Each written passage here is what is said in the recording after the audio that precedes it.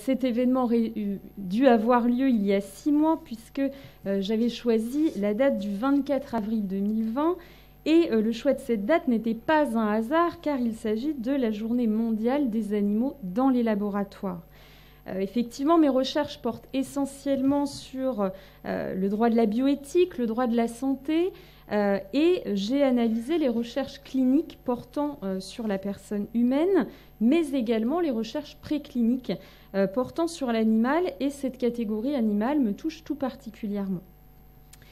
Alors, Monsieur le bâtonnier l'a rappelé, j'enseigne le droit de l'expérimentation animale aux étudiants de master depuis 2012, jusqu'en 2018-2019 à l'université de Caen, et aujourd'hui à l'université d'Évry, où j'ai créé un cours de droit du vivant animal et végétal au sein du Master 2, droit de la santé et des biotechnologies. Et mon cours de l'époque m'a valu de recevoir un prix de droit de la Fondation Droit Animal, Éthique et Sciences, qui était décerné pour la première fois. Donc vous pouvez voir Monsieur Schweitzer, le président de la LFDA, également Monsieur Lebars, qui était doyen de la faculté de droit de Caen à l'époque, qui était venu assister à la remise de mon prix, Monsieur Villette, qui était mon magistrat référent lorsque je travaillais à la cour d'appel de Caen, et Monsieur Costa, dont j'ai fait la connaissance lors de cette journée et qui m'a fait l'honneur d'accepter que mon colloque soit placé sous son haut patronage. Il y avait d'ailleurs Monsieur Chapoutier également lors de cette journée. Donc vous comprenez bien que ce n'est pas un hasard si j'ai choisi de vous parler aujourd'hui de la sensibilité des animaux de laboratoire. Alors, ce qu'il faut savoir, c'est qu'il existe des lieux de mémoire pour honorer la sensibilité des animaux de laboratoire, ce qui n'est pas forcément connu du grand public. Et c'est vraiment une démonstration symbolique de la prise en compte de cette catégorie d'animaux. Alors, il existe par exemple au Japon, sur le mont Koya, un monument dressé à la mémoire de tous les animaux sacrifiés pour la recherche scientifique.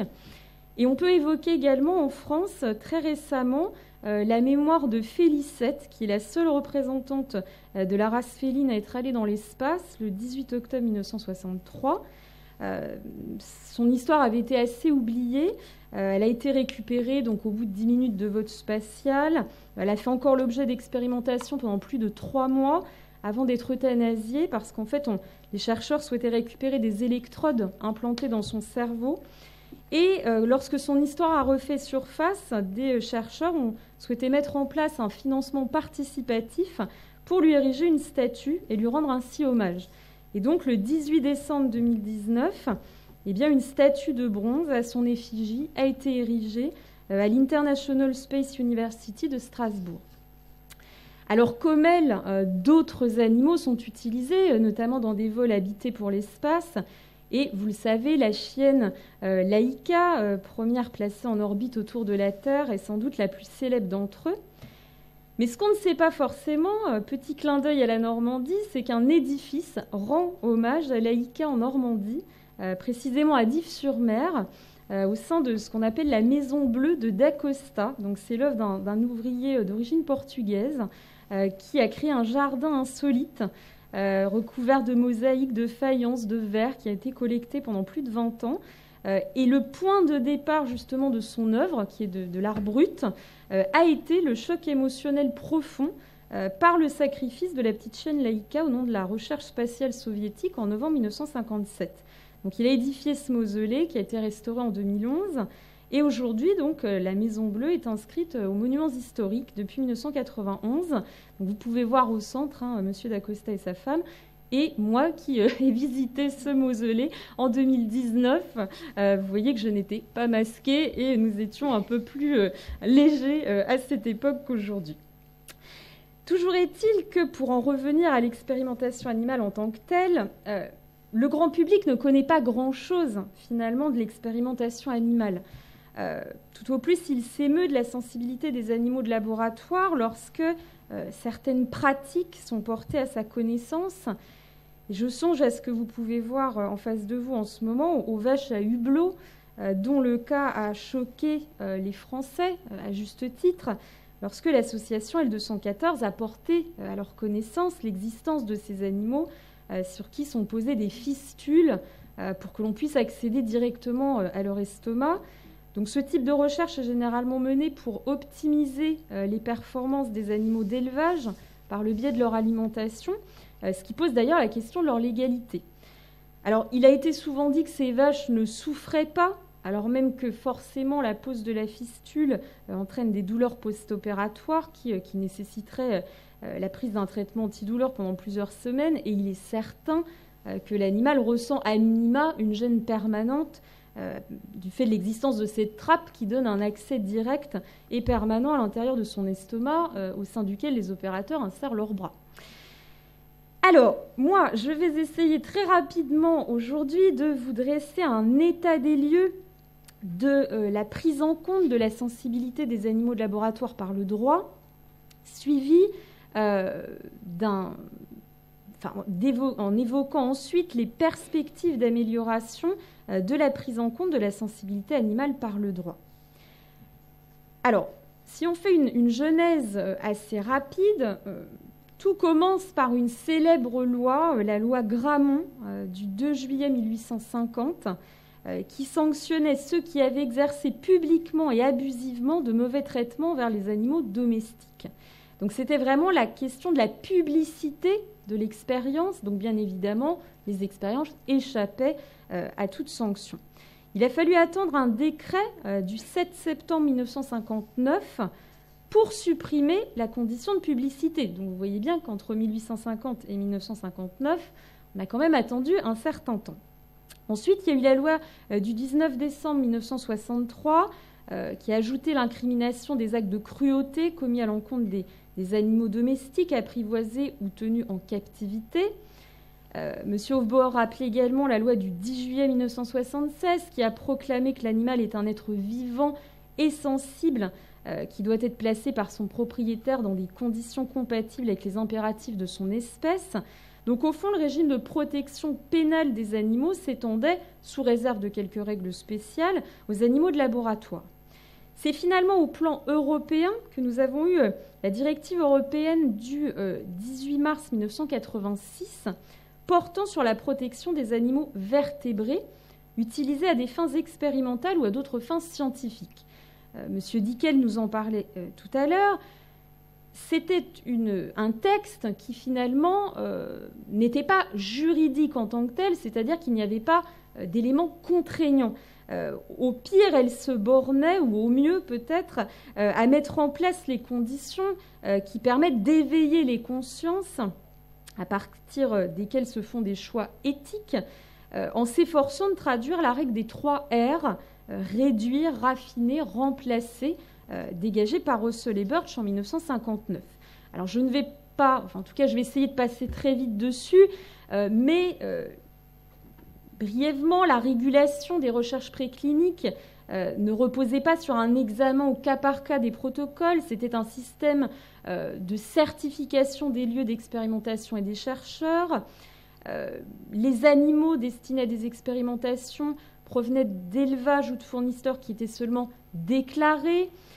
Les conditions de détention étaient vraiment très brièvement décrites, donc on n'avait aucune réglementation précise concernant les modalités d'hébergement des animaux. Donc il y avait vraiment une très grande marge d'appréciation qui était laissée aux expérimentateurs.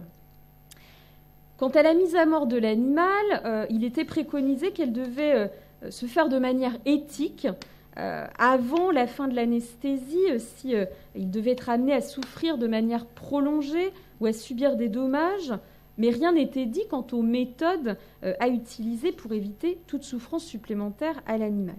Donc les règles finalement n'étaient vraiment qu'un habillage permettant aux seuls expérimentateurs d'apprécier en toute liberté et dans quelle mesure, jusqu'à quel point ils devaient se comporter humainement avec le matériel sensible qui était mis à leur disposition, à savoir l'animal. Alors on a eu une directive qui est quand même à signaler, puisque la directive du 27 février 2003 a quant à elle introduit un échéancier afin d'interdire de tester des produits cosmétiques sur les animaux. Ça a été quand même une avancée majeure. Alors un échéancier parce que tout ne s'est pas arrêté subitement. Ça a été entre 2004 et 2013 pour les les produits finis, les ingrédients, les tests les plus toxiques. Donc on a eu un échéancier. Et tous ces textes ont été refondus dans un règlement européen du 30 novembre 2009 qui a permis d'une application directe au sein de l'Union européenne. Enfin, on peut citer comme texte également le traité de Lisbonne, entré en vigueur le 1er décembre 2009, qui a affirmé au plan européen que l'animal est un être sensible. Tout ceci, finalement, a permis d'aboutir à l'avènement de la directive européenne du 22 septembre 2010, évoquée tout à l'heure par M. Dickel, qui est entrée en vigueur le 1er février 2013, avec un décret et 5 arrêtés ministériels. C'est vraiment ce qu'on appelle un basculement, ce qu'on peut appeler un basculement de l'expérimentation animale dans le champ du droit. Dès le 10e considérant de la directive affirme résolument, je cite, que la présente directive représente une étape importante vers la réalisation de l'objectif final que constitue le remplacement total des procédures appliquées à des animaux vivants et à des fins scientifiques et éducatives. Donc là, on voit vraiment qu'il y a un changement de paradigme grâce à cette directive. Alors, je vous ai listé de façon non exhaustive les apports de cette directive qui sont, vous l'avez compris, majeurs. Alors, je vous les avais un petit peu tous énumérés, mais je pense que je vais passer assez rapidement si je veux tenir à peu près les délais de cette matinée. Ce qu'on peut signifier, c'est que cette directive a un champ d'application beaucoup plus large que la précédente, puisqu'effectivement, le point phare, c'est qu'elle s'applique aux céphalopodes vivants. On a eu l'exemple tout à l'heure de ce cas aux formes larvaires autonomes des animaux vertébrés, aux formes fœtales des mammifères à partir du dernier tiers de leur développement normal. Autre point également, tous les éleveurs, fournisseurs et utilisateurs doivent être agréés pour pouvoir exercer, non plus seulement déclarés, comme je vous l'ai dit tout à l'heure, sous l'ère de la directive précédente. Donc maintenant, c'est au préfet du lieu d'implantation de l'établissement à délivrer donc cet agrément pour une durée de 6 ans. Alors vous avez peut-être entendu parler d'un décret qui a fait polémique, le décret du 17 mars 2020, où la presse s'est emparée de ce décret, où il était soutenu que des particuliers pourraient désormais vendre leur animal de compagnie à des laboratoires, encourageant dans le même temps le trafic d'animaux volés. Alors ça partait d'un bon sentiment, bien évidemment. J'ai fait une analyse rigoureuse du décret, qui était d'ailleurs publié dans la Revue générale de droit médical du mois de septembre 2020. Ce n'est pas ce que dit ce décret, d'accord ? Donc il faut remettre un petit peu les choses à leur place.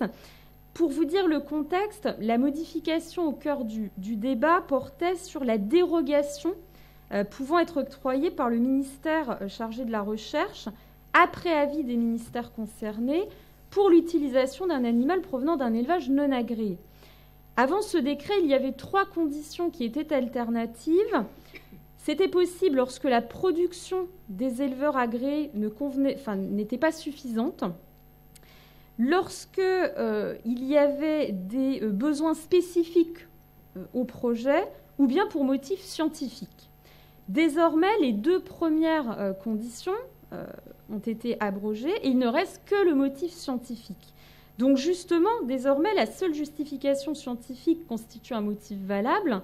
Et donc, c'est plutôt une amélioration que le contraire.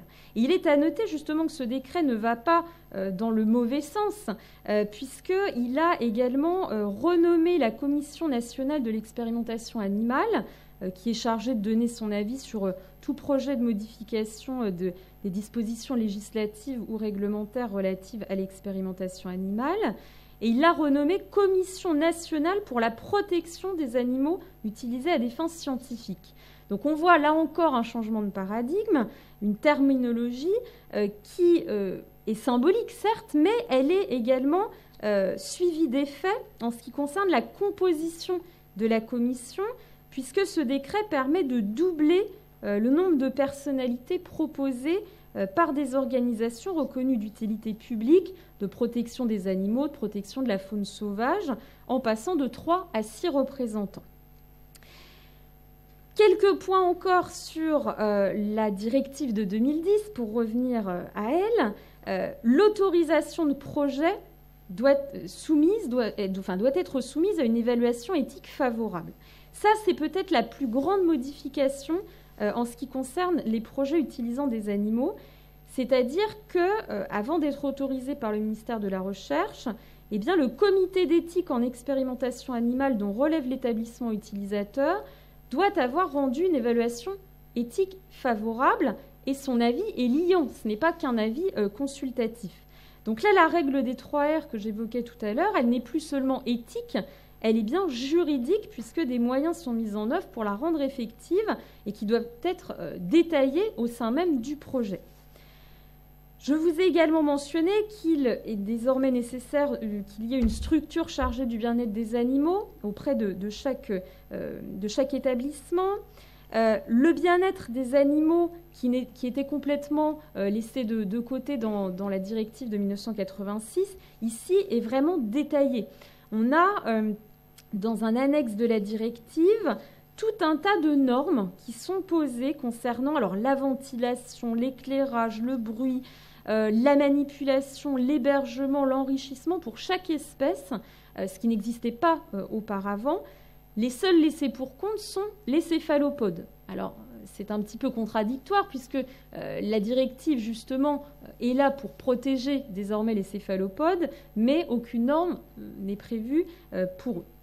On a également une classification des procédures avec une échelle de sévérité, des conditions cumulatives également qui sont posées pour la réutilisation d'un animal de laboratoire, et aussi des méthodes de mise à mort qui sont listées. Alors ça, c'est également une nouveauté, puisque finalement, le bien-être animal s'invite jusque dans la mort de l'animal. Et c'est quand même une avancée, puisqu'il y a toute une grille avec des catégories animales, alors poissons, amphibiens, reptiles, oiseaux, rongeurs, lapins, etc., primates non humains, et des techniques associées, alors surdose d'anesthésique, tige perforante, dioxyde de carbone, dislocation cervicale, commotion, percussion de la boîte crânienne, décapitation, étourdissement électrique, gaz inerte et abattage par balle. Alors, lorsque la méthode est prévue, alors pour un animal vivant et conscient, puisqu'il est dit que d'autres méthodes peuvent être utilisées si l'animal est inconscient, elle s'accompagne parfois de conditions. Par exemple, pour les lapins, la commotion-percussion de la boîte crânienne n'est possible que si le lapin est d'un poids inférieur à 5 kg. Alors, quelques remarques peuvent être faites à l'encontre de ce tableau, c'est-à-dire que assommer les rongeurs, les chatons ou les chiots est-il une mort douce ? L'utilisation d'une tige perforante pour les grands mammifères sans aucune condition ni recommandation provoque-t-elle une mort exempte de souffrance ? Je n'en suis pas certaine. La variété en fait des méthodes et leur imprécision est parfois dérangeante d'un point de vue éthique. Et la surdose d'anesthésie qui est placée en tête des techniques appropriées, on peut se demander pourquoi elle n'a pas été la seule finalement recommandée par la directive, et c'est d'ailleurs ce que soulèvent plusieurs chercheurs. Et encore, ce qui est à nouveau regrettable, c'est l'absence des céphalopodes en ce qui concerne les méthodes de mise à mort. Alors, voilà ce que je pouvais vous dire globalement sur cet état des lieux. Maintenant, ce qui concerne les perspectives, eh bien, on peut en citer quelques-unes. Perspectives d'amélioration, par exemple, instituer un organisme spécial dédié à l'expérimentation animale sur le modèle anglais, créer une liste avec des méthodes alternatives existantes afin qu'elles puissent être utilisées chaque fois que cela est possible, ou encore attribuer davantage de fonds pour la recherche quant aux méthodes de substitution. Mais une piste d'amélioration qui est actuellement en cours d'étude et qui est valable dans le sens où elle existe déjà, eh bien, c'est généraliser et valoriser la réhabilitation des animaux de laboratoire. Alors, qu'est-ce qu'on entend par réhabilitation ? Eh bien, la directive européenne de 2010 elle a créé un 4e R, à la règle des 3 R existantes, qui est la réhabilitation, c'est-à-dire la retraite des animaux de laboratoire. Parce qu'effectivement, si la mort est bien souvent, malheureusement, l'issue de ces expériences, il faut savoir que souvent, ça arrive en tout cas, l'animal peut être tout à fait en bonne santé à l'issue de l'expérimentation. Ça fait d'ailleurs justement partie des conditions pour qu'il puisse être réhabilité. Donc l'animal doit être en bonne santé, il ne doit n'y avoir aucun risque pour les humains, les congénères et l'environnement, et il doit y avoir un programme de socialisation avant sortie du laboratoire. Le problème, c'est qu'il n'y a pas de décret d'application, c'est-à-dire qu'aujourd'hui, ce n'est pas une obligation pour les laboratoires de procéder à la réhabilitation de l'animal lorsque celui-ci pourrait en bénéficier. Et c'est là tout l'intérêt de l'association GRAL, le groupement de réflexion et d'action pour l'animal, qui depuis 2005, donc bien avant l'entrée en vigueur de la directive européenne, dans le silence des textes, organise la retraite des animaux de laboratoire.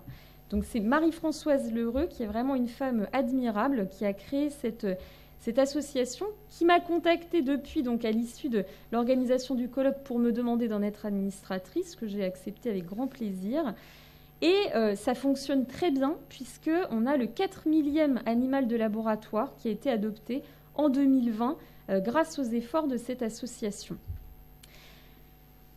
Quelques mots sur les étapes de sortie d'un animal de laboratoire. Il doit y avoir donc une absence de dommages irréversibles, physiques et psychologiques. Il doit y avoir un certificat vétérinaire de bonne santé délivré par le vétérinaire du laboratoire. L'animal doit participer à un programme de socialisation au sein du laboratoire et ensuite il va être accueilli par du personnel compétent en refuge ou parc animalier. Il y a donc plus de 90 laboratoires partenaires de la démarche de réhabilitation aujourd'hui, donc depuis 2005. Et ce qu'il faut savoir, c'est que les laboratoires s'investissent parce qu'ils participent aux coûts de retraite demandés par certains parcs animaliers, ils participent aux coûts de transport des animaux, aux frais de stérilisation, etc. Donc ça peut être des laboratoires privés, publics, des écoles vétérinaires, des éleveurs, des universités, etc. Et justement, je serais tout à fait favorable à ce qu'il y ait la création d'un label pour ces laboratoires, parce qu'aujourd'hui, ils demandent souvent l'anonymat, et je trouve qu'il serait bien justement de les mettre en lumière pour valoriser, finalement, promouvoir leur démarche. Parce que c'est une avancée que cette réhabilitation de l'animal, qui doit permettre sa remise en liberté ou son adoption, et c'est une fin satisfaisante pour un animal sain qui n'a plus d'utilité scientifique plutôt que d'être mis à mort sans motif. Et donc je terminerai en poursuivant finalement ce qu'avait commencé à dire Monsieur le bâtonnier, c'est que donc depuis juin 2020, je suis membre d'un groupe de travail qui s'intitule « Retraite des animaux de laboratoire », à l'initiative du ministère de la Recherche en partenariat avec le ministère de l'Agriculture. Et ce groupe de travail a vocation donc à héberger les échanges entre les unités de recherche, les associations, dans le but justement d'optimiser cette démarche de retraite des animaux de laboratoire en la simplifiant toujours dans le respect de la réglementation en vigueur et en identifiant à la fois les leviers mais aussi les obstacles qui peuvent être nombreux à son développement, donc pour rendre cette stratégie globale forte et pérenne. Je vous remercie de votre attention.